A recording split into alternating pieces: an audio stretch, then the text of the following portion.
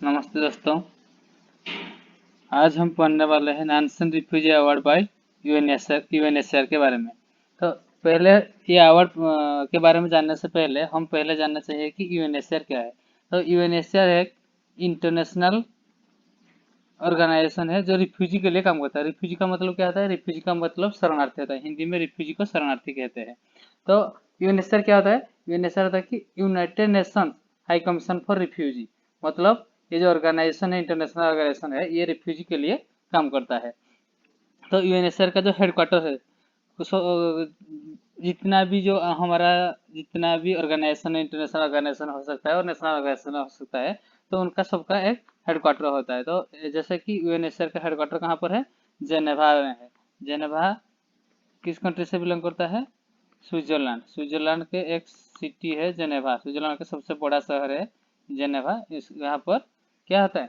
UNHCR का headquarter है। तो जेनेवा को क्या कहा जाता है? वर्ल्ड ह्यूमैनिटेरियन कैपिटल भी कहा जाता है।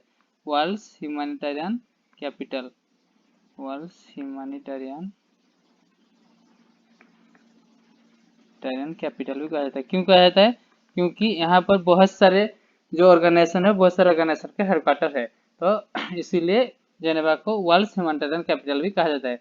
तो इस चैप्टर में हम पढ़ेंगे कि ये जो अवार्ड है, Nelson refugee award bye UNHCR, ये क्या है, ये किसको दिया जाता है, क्यों दिया जाता है और इसका अहमियत क्या है, ये चैप्टर में हम पढ़ेंगे। तो आइए शुरू करते हैं। Award given to one individual, group और ऑर्गेनाइजेशन। तो ये जो अवार्ड है, कोई भी व्यक्ति विशेष को दिया दिया जा सकता है, और ग्रुप को भी हो सकता है और ऑर्गेनाइजेशन को भी मिल सकता है। तो इंडिविजुअल मतलब कोई भी व्यक्ति विशेष को दिया जा सकता है। ग्रुप जैसे कि कोई भी ऑर्गेनाइजेशन जैसा ग्रुप हो सकता है, तो कोई भी ऑर्गेनाइजेशन को भी दिया जा सकता है। तो अवार्ड किसकी तहत दिया जाता है? In recognition of outstanding service to the cause of refugee, displaced और सेटलर्स पीपल। जो रिफ्यूजी है, डिस्प्लेस्ड पीपल और सेटलर्स पीपल है, उनकी मदद के लिए जो लोग काम करते हैं, उन्हीं लोगों को ये अवार्ड दिया जाए। तो पहले रिफ्यूजी, डिस्प्लेस पीपल और स्टेटलेस पीपल के बारे में हमको जानना चाहिए। तो रिफ्यूजी क्या होता है? रिफ्यूजी का मतलब होता है शरणार्थी। मतलब जो लोग अपनी देश छोड़कर दूसरे देश में जाकर रहते हैं, वो लोग को रिफ्यूजी कहते हैं। दूसरे देश को कैसे जाते हैं? वो लोग फोर्सिबली डिस्प्लेस होते हैं, मतलब अपनी मर्जी से डिस्प्लेस नहीं होते हैं। उन लोगों को फोर्स किया जाता है डिस्प्लेस होने के लिए। तो ये था रिफ्यूजी। और डिस्प्लेस और स्टेटलेस पीपल ये दोनों सेम है।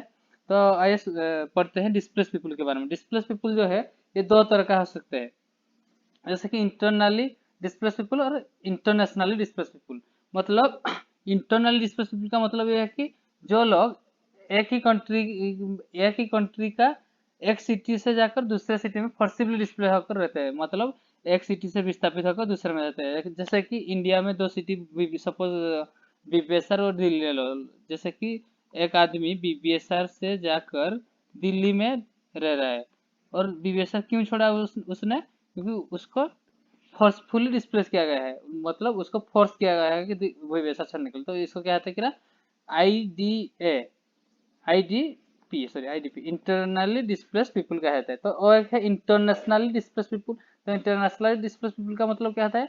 जो लोग एक कंट्री से जाकर दूसरे कंट्री में रहते हैं, वो लोग को इंटरनेशनल डिस्प्लेस पीपल कहता है। मतलब वो लोग फोर्सफुली फोर्स फोर्सिबली डिस्प्लेस होकर दूसरे कंट्री में रहते हैं। मतलब उन लोग को फोर्स किया जाता है कि अपने देश छोड़ो, दूसरे में जाकर रहो, और अपने देश छोड़ने के लिए उनको मजबूर किया जाता है।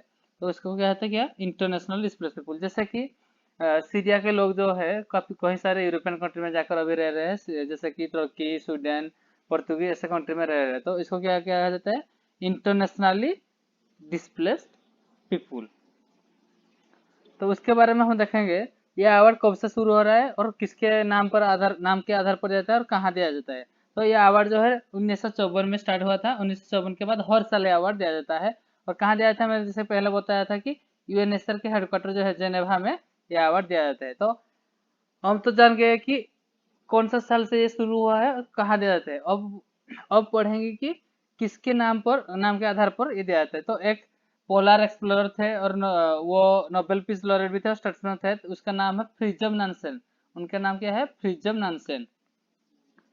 जो एक पोलर एक्सप्लोरर थे। पोलर एक्सप्लोरर का मतलब ये होता है कि हमारे जैसे नॉर्थ पोल है, साउथ पोल है, वो वो वो सब पोल को एक्सप्लोर करते हैं। वो नॉर्थ पोल एक्सप्लोर करने के लिए गए थे, काफी आगे तक गए थे, किंतु सक्सेस नहीं हो पाए थे, लेकिन काफी आगे तक एक्सप्लोर किए थे। जैसा कि वो क्या थे, नोबेल पीस लॉर्ड थे। नोबेल पीस क्यों मिला था उनको, क्योंकि फर्स्ट वर्ल्ड वॉर के बाद एक लीग ऑफ नेशन फॉर्मेशन किया गया था। क्या गया था, लीग ऑफ नेशन फॉर्मेशन किया गया था। ये एक इंटरनेशनल ऑर्गेनाइजेशन था।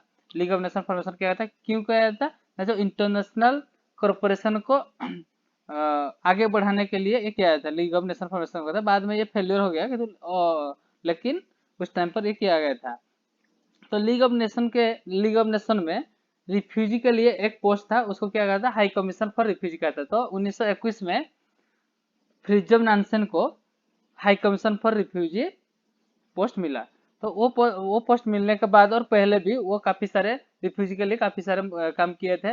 वो पोस्ट मिलने के बाद सोवियत यूएसएसआर में जो रिवॉल्यूशन चल रहा था, उनके उसके तहत काफी सारे लोग विस्थापित हुए थे। तो उन विस्थापित लोगों को ये काफी सारे मदद किए थे।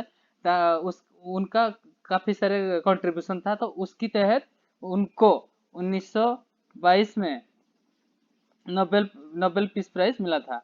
तो कब मिला था, 1922, काफी इंपॉर्टेंट है, याद कर लीजिएगा। 1922 में नोबेल पीस प्राइज मिला था। तो उनके नाम पर अनुमान के आधार पर 1954 के बाद हर साल नानसेन रिफ्यूजी अवार्ड दिया जाता है। तो अब हम देखेंगे कि ये जो रिफ्यूजी अवार्ड है उसमें क्या क्या मिलता है। रिफ्यूजी अवार्ड में एक मेडल मिलता है जिसको नानसेन मेडल कहा जाता है। क्या मिलता है, नानसेन मेडल कहा जाता है। तो उसके साथ $1 लाख US डॉलर का मॉनेटरी प्राइज भी मिलता है। तो $1 लाख का यूएस 1 लाख US डॉलर का $1 lakh sorry $1 lakh US dollar का जो मॉनेटरी प्राइज है, वो किसके आधार पर मिलता है, वो नॉर्वे और स्विट्जरलैंड दोनों कंट्री के को स्पॉन्सर से मिलता है। नॉर्वे में एक ऑर्गेनाइजेशन है, नॉर्वेन काउंसिल फॉर रिफ्यूजी,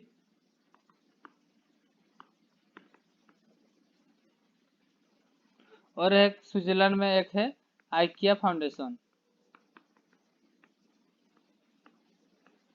ये दोनों ऑर्गेनाइजेशन को स्पॉन्सरशिप से ये जो $1 लाख US डॉलर का मॉनेटरी प्राइज मिलता है। तो ये जो मनी अमाउंट है, वो मॉनेटरी प्राइज है, ये कोई भी आदमी और कोई भी व्यक्ति विशेष के खुद के खर्चे के लिए इस्तेमाल नहीं हो सकता, और कोई भी ऑर्गेनाइजेशन ग्रुप के पर्सनल इन्वेस्टमेंट और खर्चे के लिए इस्तेमाल नहीं हो सकता। वो किसके आधार पर खर्च होगा, वो रिफ्यूजी की मदद के लिए कोई भी प्रोजेक्ट के सहारे, यूएनएचआर के सहारे वो खर्चा इस्तेमाल हो सकता है।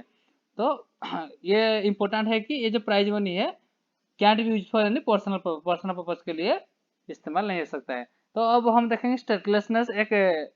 स्टेटलेसनेस एक चीज है, वो क्या है हम देखेंगे। स्टेटलेसनेस को आप एक बीमारी कह सकते हैं। तो स्टेटलेसनेस का मतलब ये होता है कि कोई भी एक व्यक्ति विशेष सुन लो, जो किसी भी देश में रह रहा है, लेकिन उसके पास कोई भी देश का सिटीजनशिप नहीं है। मतलब वो कोई भी देश में जाकर वोट नहीं दे सकता है, और इकोनॉमिक बेनिफिट नहीं मिलता है उसको, उसका कोई बेसिक सर्विस नहीं मिलता है, लीगल राइट्स नहीं रहता है, डिस्क्रिमिनेशन का शिकार होता है। तो उसको क्या कहता है, स्टेटलेसनेस पीपुल कहा जाता है। जैसे कि इंडिया में एनआरसी एनआरसी होने वाला था। तो एनआरसी के तहत इंडिया, यदि अगर एनआरसी अप्लाई हो जाता तो इंडिया से 19 लाख पीपुल को डिस्प्लेस होना पड़ता था। 19 लाख पीपुल डिस्प्लेस होने वाले थे। तो शुक्र करो कि एनआरसी नहीं हो पाया, काफी सारे वजह थे, काफी सारे प्रोटेस्ट हुए इंडिया में, और उसकी वजह से एनआरसी नहीं हो पाया। अगर एनआरसी होता तो 19 लाख पीपुल विस्थापित होने वाले थे। तो ये जो अवार्ड था वर्ल्ड वाइड था। हम पढ़ चुके हैं वर्ल्ड वाइड अवार्ड के बारे में। तो अब भाई रीजनल वाइज भी ये अवार्ड दिया जाता है। तो रीजनल वाइज किसके आधार पर दिया जाता है हम देखेंगे। तो 5 रीजन में डिवाइड किया गया है वर्ल्ड को ये अवार्ड देने के लिए। तो अफ्रीका है, अमेरिका है, एशिया है, मिडिल ईस्ट है, यूरोप है। तो इन्हीं 5 रीजन से लगभग 200 व्यक्ति विशेष को नॉमिनेट किया जाता है। उनमें से सिर्फ 5 को शॉर्टलिस्टेड किया जाता है, यानी 5 शॉर्टलिस्टेड, यानी हर एक रीजन से एक या व्यक्ति विशेष को और ऑर्गेनाइजेशन और ग्रुप को शॉर्टलिस्टेड किया जाता है। उनको क्या मिलता है, regional wise Nansen refugee award bye UNHCR मिलता है। तो जो वर्ल्ड वाइड अवार्ड मिलता है वो 2020 में किसको मिला था ना, ये 2020 में एक कोलंबिया एजुकेटेड थे, उसका नाम है मार्लिन वर्गेरा पेरेज। उनका नाम क्या है, मार्लिन वर्गेरा पेरेज। उनको मिला था, क्यों मिला था कि for her work about 2 decades rescuing sexually exploited and trafficked children. तो जो ह्यूमन ट्रैफिकिंग हो रहा था और सेक्सुअली एक्सप्लॉइटेशन हो रहा था, उसको प्रिवेंट करने के लिए, और जो एक्सप्लॉइटेड वुमेन थे और चिल्ड्रन थे उनको मदद के लिए जो उनका कंट्रीब्यूशन था उसके तहत उनको 2020 में नानसन रिफ्यूजी अवार्ड मिला था। तो यहाँ पे हम हमारा टॉपिक खत्म करते हैं। Thank you.